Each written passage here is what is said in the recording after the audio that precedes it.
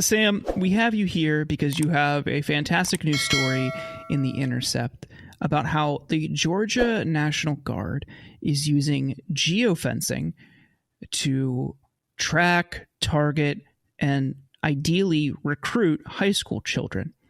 Now, right. It seems, that seems like, hey, that just seems like how most digital advertising works. But as your reporting points out, it gets much murkier than just drawing a digital line around a high school. This goes beyond the school itself. It follows them home, and it potentially includes schools where non-high schoolers attend and other public spaces where non-high schoolers might be.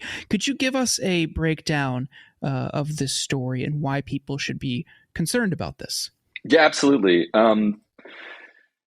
So a geofence, I don't know whether everyone knows what that is, but it's basically just you draw a circle or a square, a shape on a map, and that is the geofence. It's a virtual boundary. And the idea, it's pretty like textbook example of a dragnet, because the idea is you draw this boundary on a map, and then whoever was inside the box is flagged. Now, there are geofence warrants. Like if there's a shooting at a gas station, Google might get a court order saying, hand over, we've geofenced the area around this gas station. Send us whoever was in this area between these hours, and you get a list of everyone who was there, including maybe the person who pulled the trigger, but then also a ton of people who had nothing to do with this crime, including maybe the victims. It's not a fine-tuned way of surveilling people. It's bulk surveillance.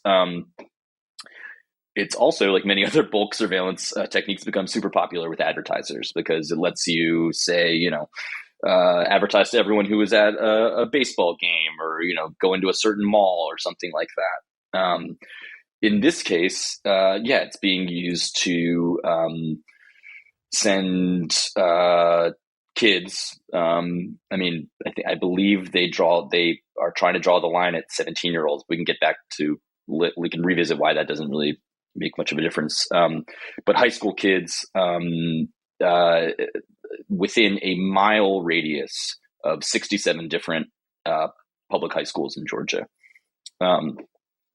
Now, as you pointed out, the mile is a pretty fucking big radius. And I started looking at these schools on a map, and you can see right away that in dozens and dozens of instances out of these 67 schools within a mile radius, you've got elementary schools, middle schools, daycare centers, parks, aquatic centers, swimming pools, places where kids hang out, right? And who are not necessarily of potentially recruitment age.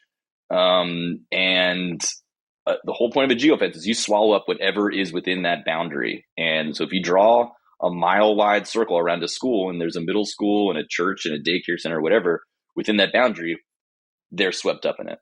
And that means you've potentially got, I think like pretty little kids have cell phones nowadays, right? Like that was not the case when I was in middle school, but I think middle schoolers with phones is a pretty common thing now in a lot of places. So you're potentially getting like little kids hit with pro Georgia Army National Guard recruiting messages, with no knowledge of their parents or anyone else, which I think is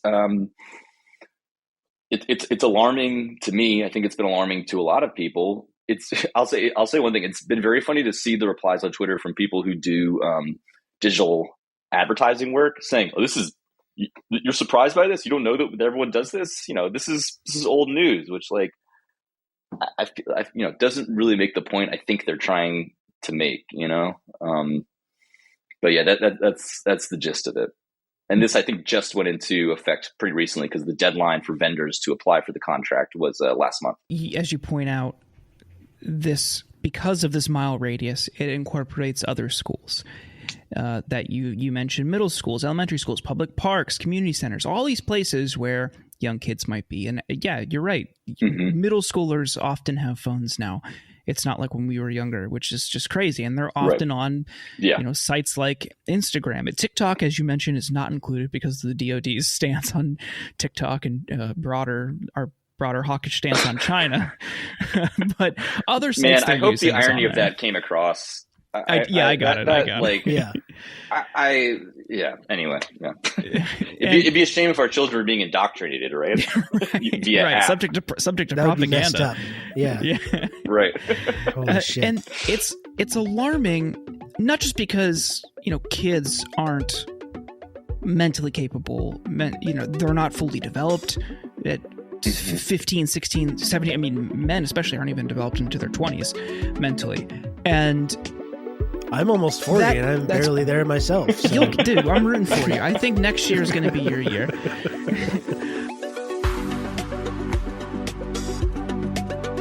Thank you for listening to this sample of the Insurgents podcast. To hear the rest of this episode and for more bonus content, please subscribe at theinsurgents.substack.com.